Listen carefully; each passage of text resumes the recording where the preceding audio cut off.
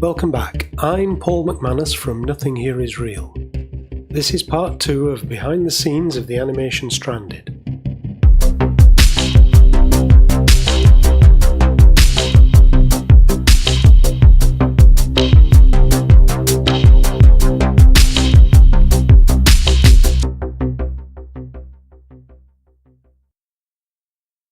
Okay, so one of the objectives we have is to render the hair in a manner that we can animate the material changing from the original cyan volume shader into a different material as time progresses, so that the material starts changing at the bottom and the transition goes to the top.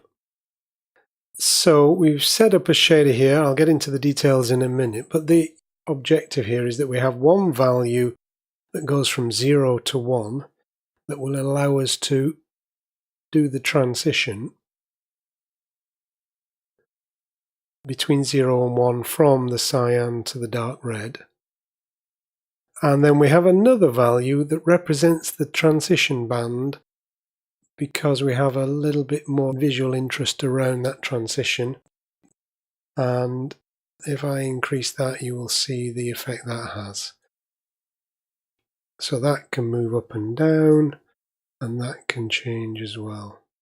Now, in the animation, I actually set this to 0.003 and kept it as a constant. Now, on this big chunky single hair particle system, that's not very visible. It's probably more like 0.05 as a representation that's in proportion. And then over the course of the animation, we go from 0 through to 1, and you can see that as the animation progresses. Okay. Here we are with the material for the hair as we left it in part 1. This is an emission shader into the material output node with the strength controlled by a Fresnel. We'll now add some new nodes that will over time slowly transform the appearance of the length of the hair. In this section, the position of the transition band is constant at the base of the hair. It starts to move along the length of the hair in part 3. So first we'll need to create a little space. As the node structure gets a little bit more complicated, we'll need a bit more real estate. So as we want this to be a light emitting material, we'll first add an emission shader to the surface. What I'll do first is just change this around and set this up so that we can see the render there.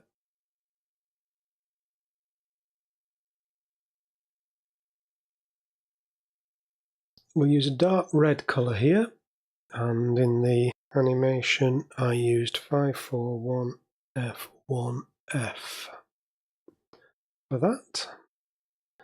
And we'll connect the emission output to the surface input on the material output node. Again, we'll use the Fresnel input into the strength.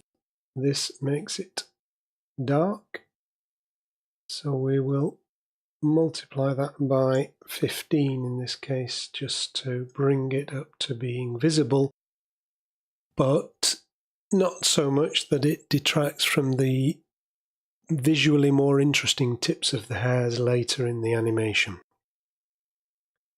Now, as you can see, this effectively obscures the cyan volume shader. So now what we need to do is add in a transparent shader and a mix shader in order to allow that to be revealed. Now it's hard to see, but there you can actually see the cyan trying to break through the dark red surface.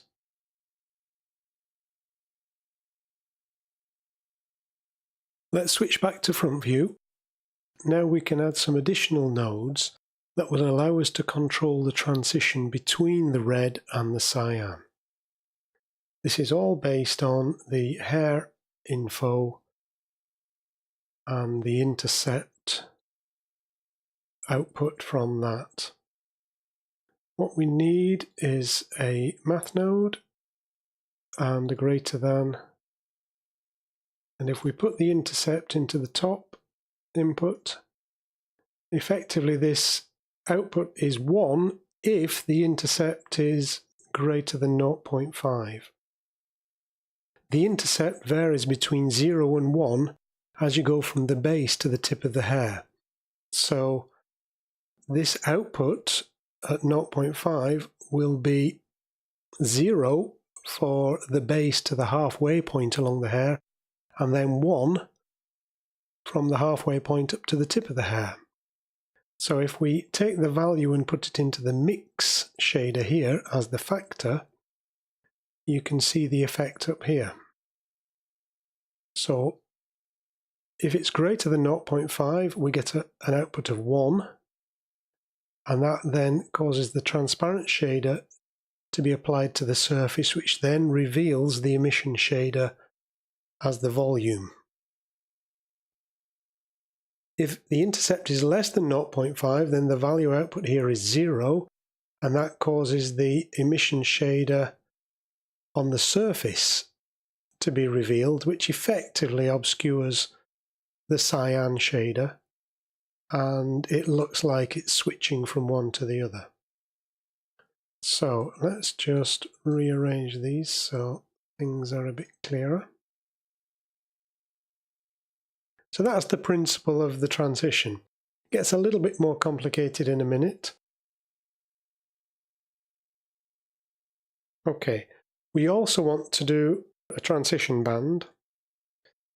So we will add in a new shader for the transition band, an emission shader. And for now, we'll just leave that as white. We need to add in a new mix shader and drop the white emission shader into that. Now is probably a good time to start introducing the controls that will define the transition band that separates the cyan from the dark red. So to start with, we will add in a couple of value nodes.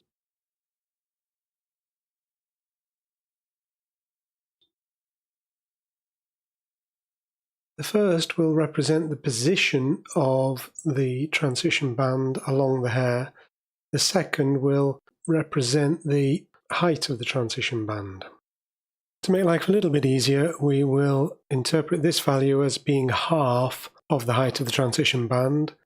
This is so that we can add and subtract it from the position to get the upper and lower limits of the band. So we need to add in a couple of math nodes. We'll put in the position of the band into the top node here. Set this to subtract.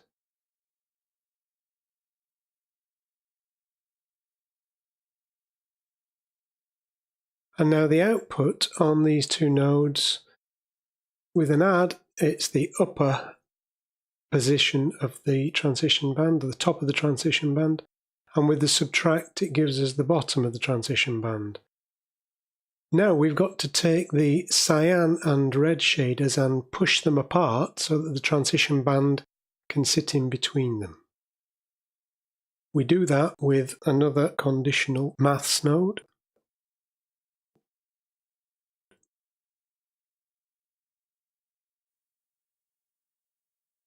And we take the upper limit and make that the input to the greater than. And we take the lower limit and make that the input to the less than.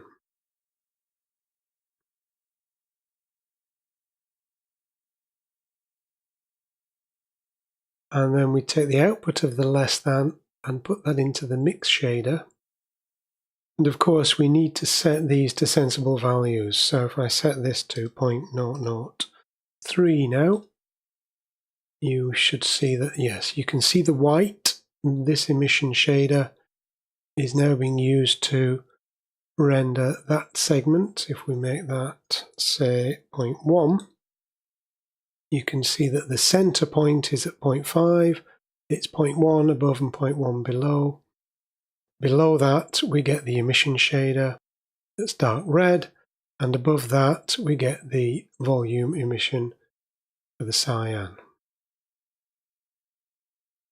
Okay, now we can make the transition band a little bit more interesting by adding in a color ramp. So if we drop a color ramp in here and connect the output to the color input of the emission shader for the transition band, we now have a maths calculation here because we need an input to the color ramp that goes from 0 to 1 as we move from the bottom to the top of the transition band.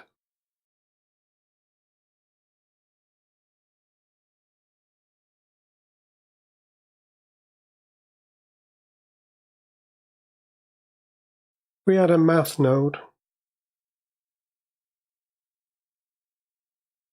If we take the intercept and subtract from it the bottom of the band, this will align with the 0 point on the color ramp factor input, so that the base of the transition band is now at 0 in the color ramp. But it's way down there and it's not giving us the whole range there. So we have to effectively multiply this value by 1 over the height of the band in order to scale it. So first of all, we need to get the height of the band, which is this value multiplied by 2, because this goes up from the position and also down. So it's twice this value.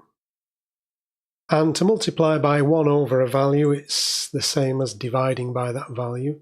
So we introduce a new math node here to divide.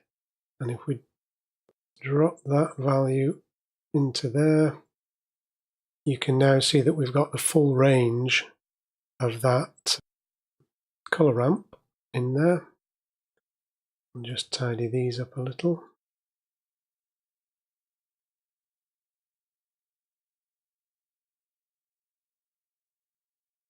So now we can introduce some more colors into this, and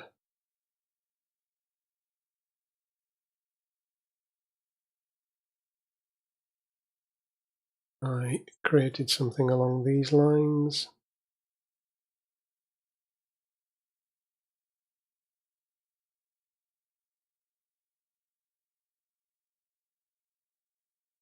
You can see the effect now. Change this to 0.003, which is what I used in the animation. And we're about done with this shader. In the next part, I'll show you how we use this shader for the remaining frames of the animation. Thanks for watching and see you in part 3.